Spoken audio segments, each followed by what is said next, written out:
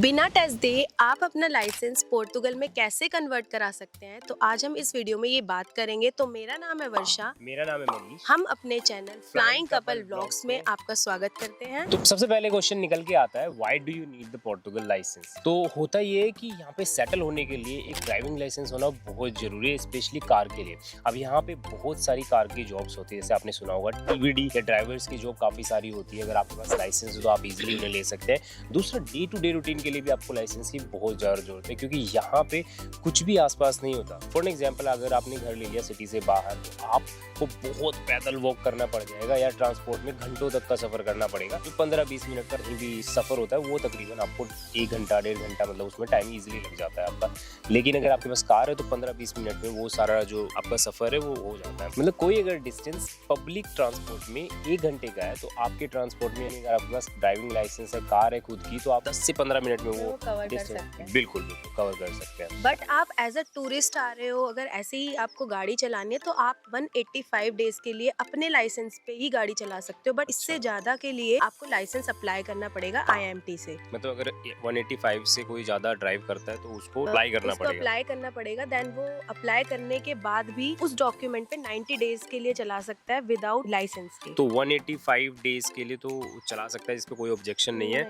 लेकिन यहाँ पे ये जरूरी समझने वाली बात है कि आप कमर्शियल यहाँ पे नहीं कोई भी चला सकते। अगर आप टूरिस्ट हो तो आप अपना व्हीकल या घूमने फिरने के लिए व्हीकल चला सकते हो अपने लाइसेंस पे, अपनी कोई भी कंट्री के लाइसेंस। हाँ, आप कहीं के भी आपके पास लाइसेंस है तो आप वो यूज कर सकते हैं, उस पर कोई भी प्रॉब्लम नहीं है। लेकिन अगर उससे ज्यादा जाते हैं तो आपको लाइसेंस अप्लाई जरूर करना पड़ेगा IMT से। वो 90 डेज वाला क्या था? वो 90 डेज का ये है कि अगर आपने IMT से अप्लाई कर दिया तो आपको वो डॉक्यूमेंट देंगे, जिस डॉक्यूमेंट पे आप सिर्फ 90 डेज के लिए अगेन ड्राइविंग कर सकते हैं। तो अब ये तो बात हो गई उन लोगों की जिनको टूरिस्ट पर्पस के लिए चाहिए, मतलब घूमने फिरने के लिए चाहिए। तो यहाँ पे 185 डेज तो आपके पास रहने ही वाले हैं। इसके अलावा अगर किसी को लॉन्ग टर्म के लिए चाहिए तो सबसे जरूरी जो बात है और डॉक्यूमेंट जो आपको चाहिए वो चाहिए रेजिडेंस कार्ड। आपका रेजिडेंस कार्ड जब आ जाता है, उस रेजिडेंस कार्ड आने के 2 साल के अंदर, यानी फॉर एग्जांपल अगर आपका रेजिडेंस कार्ड आ जाए तो नेक्स्ट 2 इयर्स के अंदर अंदर आपको अपना ड्राइविंग लाइसेंस जो है वो कन्वर्ट कराना पड़ता है, अप्लाई करना पड़ता है। अगर आप उस टाइम फ्रेम में नहीं करते हैं तो फिर आपको टेस्ट देना पड़ेगा। अगर आपने इसके अंदर कर दिया तो आप विदाउट टेस्ट कन्वर्ट करा सकते हो अपना लाइसेंस। हाँ, मतलब अगर आपने 2 साल के अंदर अंदर कर दिया तो आपके पास जो लाइसेंस है, जो इंडिया से लाइसेंस है, बांग्लादेश से, पाकिस्तान से, कहीं से भी जो लाइसेंस है आपके पास, आप उसको कन्वर्ट करा सकते हैं। यहाँ पे कुछ लोगों को अभी भी कंफ्यूजन है इस चीज को लेके कि रेजिडेंस कार्ड में हो जाता है या नहीं होता। कुछ लोग बोलते हैं हो जाता है, कुछ बोलते हैं नहीं। लेकिन मैं बता दूं, यहाँ पे दिसंबर 2021 से पहले ये होता था, उसके बाद से ये प्रोसेस बंद हो गई है कि बिना रेजिडेंस कार्ड के आपका चेंज हो जाएगा। अब आपको रेजिडेंस कार्ड चाहिए ही चाहिए अप्लाई करने के लिए। तो आपको लाइसेंस कन्वर्ट कराने के लिए कुछ रिक्वायर्ड डॉक्यूमेंट्स है जो मैं आपको बताऊंगी, जो चाहिए ही चाहिए। पहला रेजिडेंस कार्ड, सेकंड इंडिया से DL एक्सट्रैक्ट लाइसेंस, यानी कि उसको NOC भी बोलते हैं। सेकंड मेडिकल टेस्ट या साइकोलॉजिकल टेस्ट पोर्तुगल से। मेडिकल टेस्ट और साइकोलॉजिकल टेस्ट आप यहाँ पे डॉक्टर के पास चले जाइए, किसी हॉस्पिटल में चले जाइए,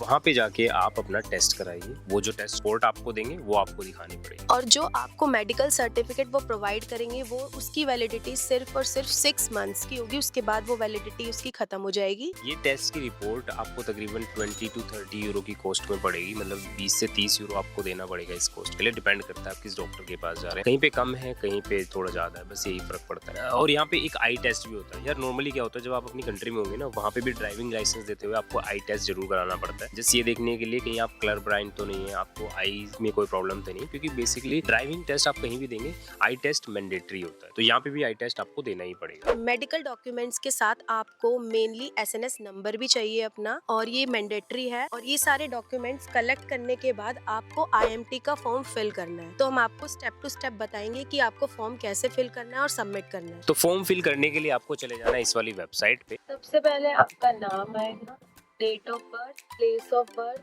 NIF नंबर, नेशनैलिटी। यहाँ पर आपको रेजिडेंस कार्ड नंबर अपना भरना है और उसकी वैलिडिटी भरनी है कि कब तक का है वो। फिर आपको इसमें ईमेल भरनी है अपनी, और ये ऑप्शनल मोबाइल नंबर आप भर सकते हो। फिर अपना एड्रेस पोर्तुगल का, पोस्टल कोड भी उसमें स्ट्रिक्ट, आके आप लिस्बोआ में रहते हो या कोई और डिस्ट्रिक्ट में रहते हो, पोर्तो में या कहीं। इसमें फिर अगर आपके पास ऑलरेडी पोर्तुगीज ड्राइविंग लाइसेंस है तो उसका बताना है कि है या नहीं है। अगर है तो ड्राइविंग लाइसेंस नंबर देना है, और किस कंट्री का है वो आपको बताना है। डेट ऑफ इशू भी भरनी है आपके ड्राइविंग लाइसेंस की। और यहाँ पे आपको भरना है कि ड्राइविंग लाइसेंस की कैटेगरी इसमें आप एक्सचेंज कराना चाहते हैं कौन सी है, C1 है, C1 है, E1 है जिसमें आपको टिक करना है AM, A1, A2, B1, B। सारे जो है वो हैवी लाइसेंस के लिए है, आपको उसमें टेस्ट देना पड़ेगा। तो आपको इसमें ये कैटेगरीज है, इसमें आप कार या स्कूटर के लिए अप्लाई कर सकते हो। फिर आपको कुछ डॉक्यूमेंट्स अपलोड करने हैं, जिसमें है सर्टिफिकेट ऑफ ऑथेंटिसिटी, मतलब आपकी NOC, जो भी आपको DL एक्सट्रैक्ट मिला है इंडिया से।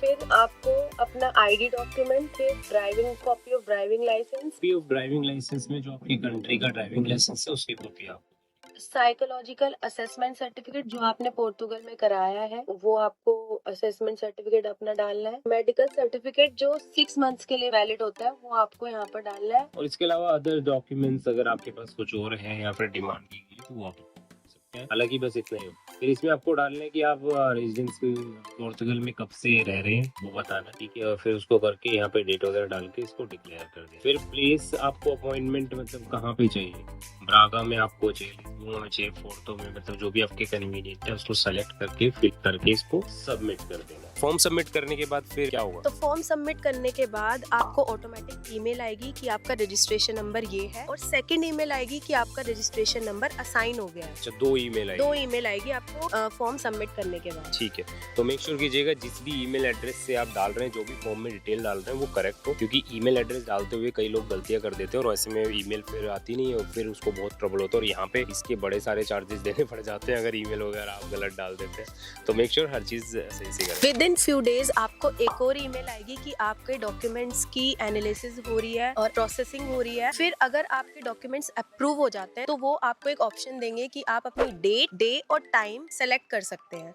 मतलब ये तीसरी ईमेल होने वाली है, दो पहले आ चुकी है, तीसरी ईमेल आएगी डॉक्यूमेंट प्रोसेस के रिगार्डिंग कि आपके प्रोसेसिंग में चले गए डॉक्यूमेंट। और अगर कोई डॉक्यूमेंट उसके बीच में मतलब पेंडिंग होगा, अगर पेंडिंग होगा तो भी वो आपको इन्फॉर्म कर देंगे। अगर अप्रूव कर दिया तो वो आपको ऑप्शन दे देंगे कि आप सेलेक्ट कर सकते हो डेट, डे, टाइम। तो उसके अकॉर्डिंग आप अपना टाइम रख सकते हो, डेट रख सकते हो, डे रख सकते हो। तो यहाँ पे इस ईमेल के बाद आपके पास एक फाइनल ईमेल आती है जिसमें आपको बताया जाता है कि आप अब आपके डॉक्यूमेंट्स पूरे हो गए हैं और अब आप अपनी अपॉइंटमेंट ले लो। तो अपॉइंटमेंट लेनी कहाँ से? सीगा से आप अपनी अपॉइंटमेंट ले सकते हैं। हम आपको बताएंगे कि कैसे आपको अपॉइंटमेंट बुक करनी है। तो बेसिकली अपॉइंटमेंट बुक करने के लिए आपको सबसे पहले सीगा की वेबसाइट पे आ जाना है। इसका भी लिंक हमने डिस्क्रिप्शन में दे दिया है, वहाँ जाके आप चेकआउट कर सकते हैं। डायरेक्ट आप चले जाएंगे फॉर्म वाले पेज पे। फिर उसमें आपको नीचे दो ऑप्शंस दिए हुए हैं। उसके बाद आपको बाय एंटिटी स्टार्ट, इस पे क्लिक करना है। फिर IMT लिखा हुआ है, उस पे आपको सेलेक्ट करना है। फिर आई थीम में आपको foreign driving licence exchange click करना है। उसके बाद सब थीम में आपको submission of requirement document required, इस पे क्लिक करना है। फिर आपको अटेंडेंस में इन पर्सन और लैंग्वेज चेंज नहीं होगी। उसके बाद नेक्स्ट करना है। नेक्स्ट करने के बाद आपको डिस्ट्रिक्ट, अपनी लोकेलिटी,